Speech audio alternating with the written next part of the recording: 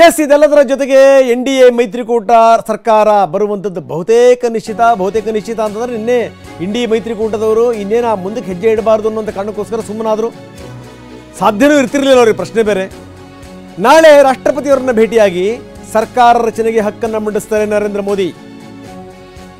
ನಾಳೆ ಸಂಜೆ 5 ಗಂಟೆಗೆ ರಾಷ್ಟ್ರಪತಿಯವರ ಅಪಾಯಿಂಟ್ಮೆಂಟ್ ಫಿಕ್ಸ್ ಆಗಿದೆ.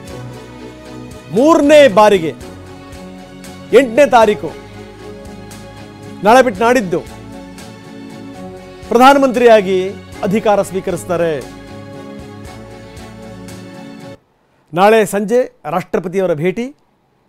NDA ನಾಯಕನಾಗಿ ಮೋದಿ ಸರ್ವಾನುಮತದಿಂದ ಆಯ್ಕೆಯಾಗಿದ್ದಾರೆ. ನಾಳೆ ರಾಷ್ಟ್ರಪತಿಯವರನ್ನು ಭೇಟಿ ಮಾಡ್ತಾರೆ. ಸರ್ಕಾರ ರಚನೆಗೆ ಹಕ್ಕನ್ನು ಮಂಡಿಸ್ತಾರೆ.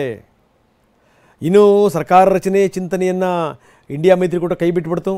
ಇದೇನೋ ಆಗಲಾರದ ಕೆಲಸ ಅಂತ ಬಲಿಷ್ಠ ವಿಪಕ್ಷವಾಗಿ ಏನೇನು ಸಮರ ಮಾಡಬೇಕು, ಹೆಂಗೆ ಫೈಟ್ ಮಾಡಬೇಕು ಅದ್ರ ಬಗ್ಗೆ ಯೋಚನೆ ಮಾಡ್ತಾ ಇದೆ.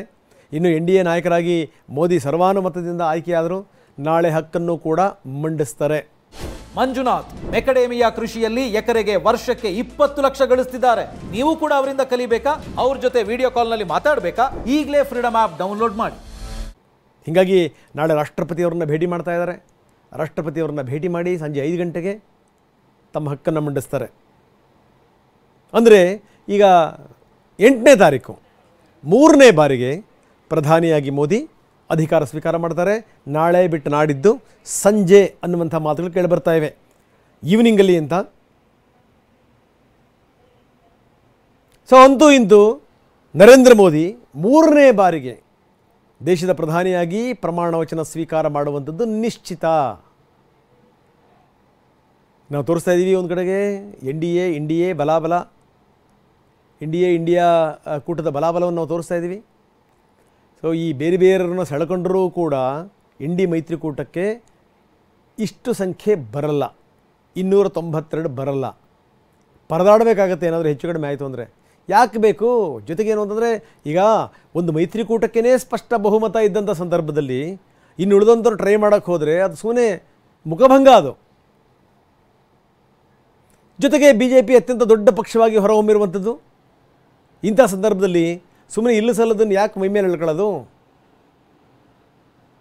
ಹೀಗಾಗಿ ಅದರ ಸಹವಾಸವೇ ಬೇಡ, ವಿಪಕ್ಷ ನಾಯಕನ ಸ್ಥಾನದಲ್ಲಿ ಕೂತ್ಕೊಳ್ಳೋದೇ ಸೂಕ್ತ ಅನ್ನುವಂಥ ನಿರ್ಧಾರಕ್ಕೆ ನಾಯಕರು ಬಂದಿರಂಗೆ ಕಾಣ್ತಾ ಇದೆ. ಬೇರೆ ಮಾರ್ಗನೂ ಇಲ್ಲ.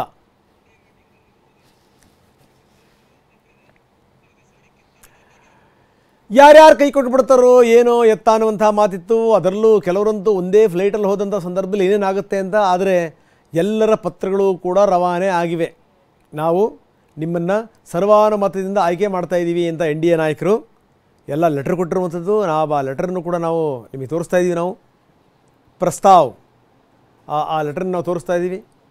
NDA ಮೈತ್ರಿಕೂಟದ ನಾಯಕರಾಗಿ ನರೇಂದ್ರ ಮೋದಿ ಆಯ್ಕೆ ಆಗಿರುವಂಥದ್ದು. ಈ ಮುಖಾಂತರ ಮೋದಿಯವರ ಹಾದಿ ಸುಗಮ ಆಗ್ತಾ ಇದೆ. ಯಾವಾಗ ಲಾಲು ಪುತ್ರನ ಜೊತೆಗೆ ಬಂದ್ರಲ್ಲ, ಯಾಕಂದರೆ ನಿತೀಶ್ ಕುಮಾರ್ ಅಲ್ಲಿ ಇಲ್ಲಿ ಹೋಗಿ ಬಹಳ ರೂಢಿ ಇರುವಂಥವ್ರು. ಯಾವ ಸಂದರ್ಭದಲ್ಲಿ ಏನೇನು ಅವರು ನಿರ್ಧಾರಕ್ಕೆ ಬಂದುಬಿಡ್ತಾರೋ ಅನ್ನುವಂಥ ಚರ್ಚೆ ಇತ್ತು. ನಂಬರ್ 1. ನಂಬರ್ 2, ಚಂದ್ರಬಾಬು ನಾಯ್ಡು ಅವರ ಮನಸ್ಥಿತಿ ಏನು ಅದು ಕೂಡ ಇತ್ತು. ಏನಾದರೂ ಉಲ್ಟಾ ಹೊಡೆದು ಬಿಡ್ತಾರಾ ಅಂತ.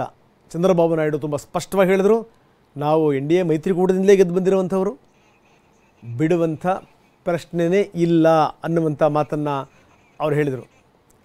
ಬನ್ನಿ ನಾವು ಅದರ ವಿವರಗಳನ್ನು ನಾವು ನಿಮಗೆ ತೋರಿಸ್ತಾ ಇದ್ದೀವಿ ಗ್ರಾಫಿಕ್ಸ್ ಮುಖಾಂತರ. NDA ಸಭೆಯ ಪ್ರಸ್ತಾವನೆಯನ್ನು ಗೌರವಾನ್ವಿತ NDA ಸರ್ಕಾರದ ಸಾರ್ವಜನಿಕ ಕಲ್ಯಾಣ ನೀತಿಗಳಿಂದಾಗಿ ಭಾರತದ 140 ಕೋಟಿ ದೇಶವಾಸಿಗಳು 10 ವರ್ಷಗಳಲ್ಲಿ ದೇಶವು ಪ್ರತಿಯೊಂದು ಕ್ಷೇತ್ರದಲ್ಲೂ ಅಭಿವೃದ್ಧಿ ಹೊಂದುತ್ತಿರುವುದನ್ನು ಕಂಡಿದ್ದಾರೆ. ಬಹಳ ದೀರ್ಘವಾದ ಅಂತರದ ಬಳಿಕ ಸುಮಾರು 6 ದಶಕಗಳ ನಂತರ ಭಾರತದ ಜನರು ಸತತ 3ನೇ ಬಾರಿಗೆ ಸಂಪೂರ್ಣ ಬಹುಮತದೊಂದಿಗೆ ಪ್ರಬಲ ನಾಯಕತ್ವವನ್ನ ಆಯ್ಕೆ ಮಾಡಿದ್ದಾರೆ.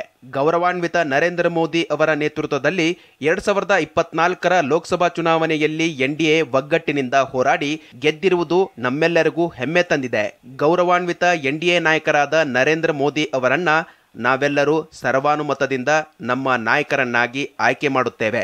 ಮೋದಿ ಅವರ ನೇತೃತ್ವದ NDA ಸರ್ಕಾರವು ಭಾರತದ ಬಡವರು, ಮಹಿಳೆಯರು, ಯುವಕರು, ರೈತರು, ಶೋಷಿತ, ವಂಚಿತ ಮತ್ತು ತುಳಿತಕ್ಕೊಳಗಾದ ನಾಗರಿಕರ ಸೇವೆಗೆ ಬದ್ಧವಾಗಿದೆ.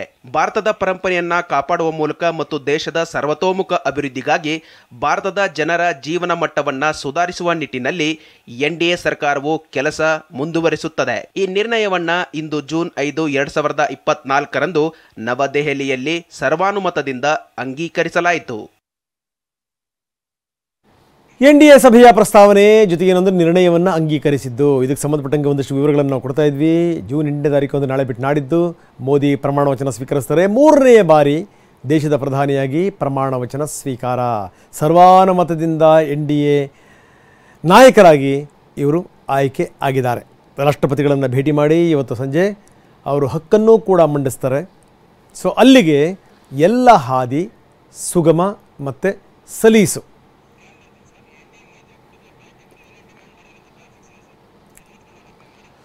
ಇನ್ನು